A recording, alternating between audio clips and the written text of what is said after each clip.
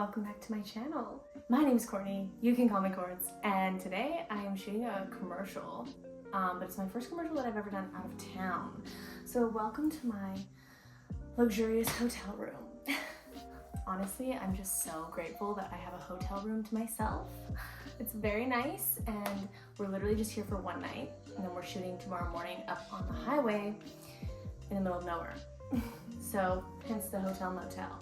Tomorrow is actually kind of a crazy shooting schedule. It looks like we're shooting from 6 a.m. until 2-ish p.m. if we're on time. And then we will be driving back to Vancouver for the rest of the week. I thought I could take you guys along for this little work getaway and show you the glamorous side of film. A lot of driving today. I drove probably like 7 hours total. Drove from Vancouver to my dad's house. But because my dad has been battling cancer for the last year, I jump at any chance to see him, and I haven't been able to see him since Christmas time. I had some car issues. I ended up purchasing a new car. Haven't had any time to come up and see him. It was very nice to spend the afternoon with my dad. Soak up that family time. This is day 1 of 5. Well, actually it's 1 of 6 if you count today. I'm counting today because I'm getting paid today. Plan for tonight is to basically find some food, have a beer, and sleep because we will be up very early. It's really beautiful up here though. We are in Cache Creek, British Columbia. And I've only driven through here like once before, but it's basically a desert in the middle of BC. So it's really cool to see everything go from like lush green mountain landscapes to the Canadian version of Joshua Tree. So let's do a little hotel room tour. This is the entrance. There's this lovely little closet space here with a little luggage holster. My jackets, gotta have options. Let me take you to the kitchenette. Well, if you can call it that. A dining space, if you will. And then we come around this way to the bedroom, which I'm actually kind of a fan of this, like, big bed to myself. It's quite cushy. I'm impressed with what they've done with this suite, to be honest. Here we have our entertainment unit. Big TV. The mirror, I'm not a fan of. If you know me, in my previous videos, no mirrors in front of the bed. No. It's bad feng shui. Coming off to this side here, we have the mini fridge, fully stocked with a single apple that I brought myself and a yerba mate for the morning because I cannot function at work at the butt crack of dawn without caffeine. I get very cranky and impatient and I start questioning my life choices. So caffeine, a must. The kitchenette, a single microwave. I've never used a microwave in a hotel, but tonight would be a good night to possibly like pick up a frozen meal and just sit here and watch Netflix. Welcome to the bathroom, which I'm actually impressed with this as well. It's like very clean. They had it nice and organized before I dumped all my stuff out. A little coffee machine in the bathroom. Odd placement. I feel like personally I would move it maybe out here to the entertainment unit. However, I do recognize that it's for convenience, so you can fill up your coffee maker from the sink and then make coffee. I recognize that there was thought put into that. Ooh, there's a hair dryer. I'm gonna use that on my bangs in the morning. I tried to dry shampoo them as a preventative measure as recommended by my hairstylist, but the little one that I carry on set with me is pretty much just air. So that's great, didn't realize that. Onwards into the bathroom. We've got a standing shower, which I like it, honestly. Like the tiles, like very modern and nice. Even did the thing with the toilet paper. The toilet was very clean. And I'm honestly impressed for a roadside motel. I don't have any qualms with this room at all. I'm even thinking about leaving them a 5-star Google review. So we'll see how it goes the rest of the evening. I will keep you posted. I just realized a problem. I don't think my big ass bottle's gonna maybe fit in there. I might have to use one of these little cups and just like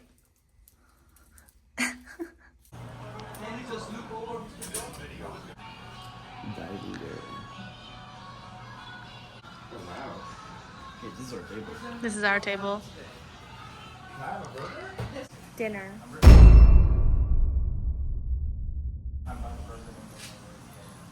cute. Oh! Yes, Allie!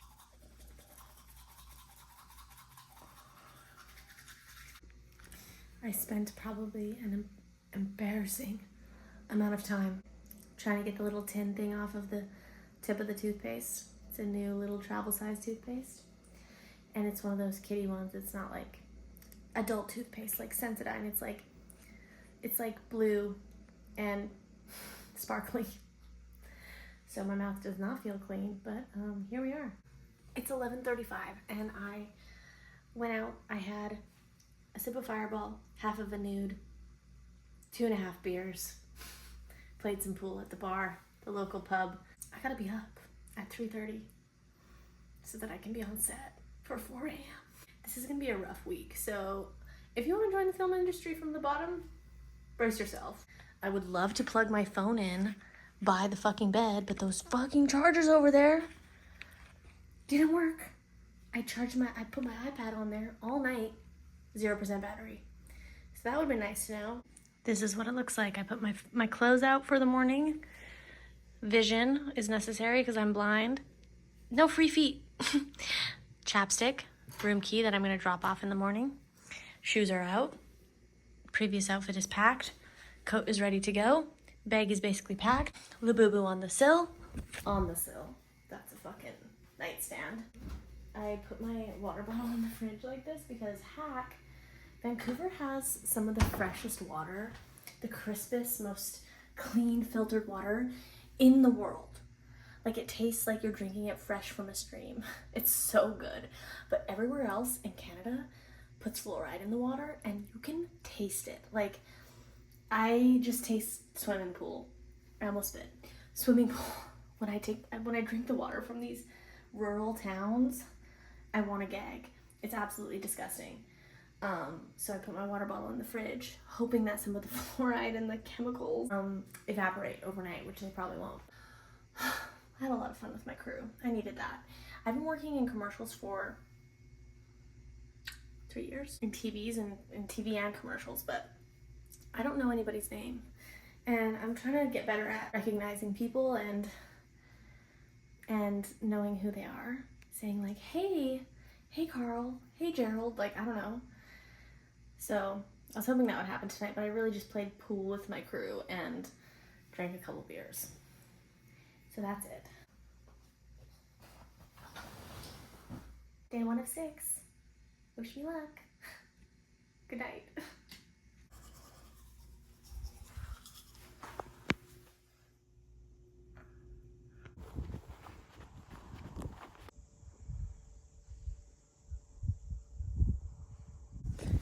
Good morning from my lockup. I'm a crew park girly standing on the side of the road. People are coming in. Yay! The sun is coming up. Should be shooting in the next 40 minutes, hopefully.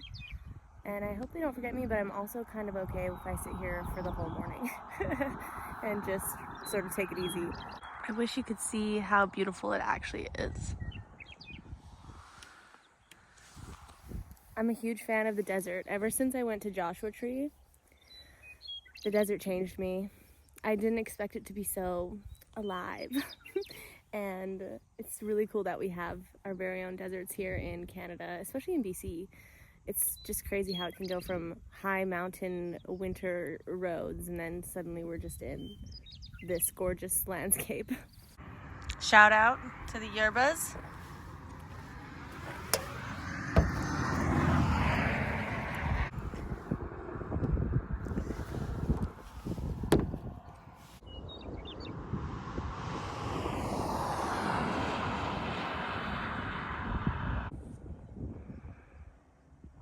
Hockey's there, my friend. Yeah, copy that. I'm heading out with the truck shortly here. My breakfast has arrived. It's still kind of hot. It's still kind of hot. That's always a win. I wish there was hot sauce, but you just can't be too picky on these days. It honestly feels wrong to be eating at 5 in the morning, but I I didn't eat much last night, so we're going in for it. Nice and cheesy. Hey, Mizuka, where would you like this camera truck parked? I used to be a breakfast sandwich girly through and through, but sometimes they're hit and miss depending on the caterers. So recently switched to burritos, and honestly, it's a good choice because Turn it around so the back end's facing this way so it's quick. breakfast burritos is some people put salsa on it, which is just wrong because it ends up cooling the burrito down so much faster. And sometimes it can get really like watery and juicy, which is just not ideal. Another pro to burritos is that if you want to leave it and eat it later, it's still pretty good, you know?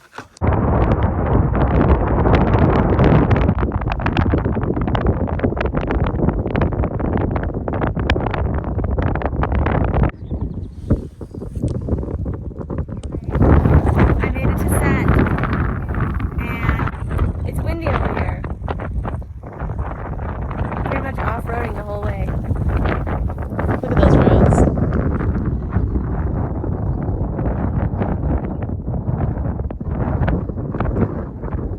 It's so confusing sometimes. You be a girl, feel being a girl, and I don't know. I'm just a girl. Well, honestly, since when I woke up to your voice, now you tell me how you believe my protection, and now I'm totally.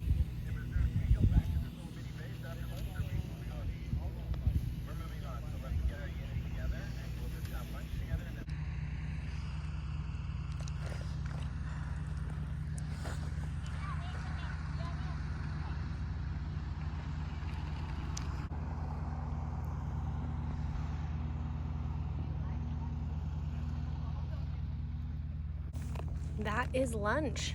It was a bit of a busy rush, to be honest. We're driving back and forth down this highway a million times, and it's getting quite hot out. Desert life, hold on tight.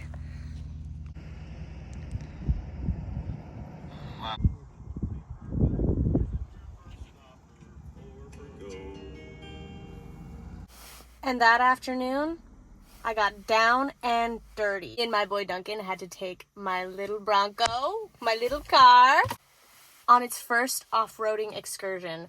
What ended up happening that afternoon was so unhinged and something that normally I would just absolutely say no to. We had a stills unit shooting at the first location while we were moving on to our second set. So there was still a team, which means some of our location equipment was still at the first spot. Had some tents set up for them, you know, it's windy. They might need to cover some gear if it rains. We always have tents on deck. I don't know how or why, but one of our tents lost its weights, and the wind on that mountain, as you heard, was just out of control. The tent went flying down the mountain.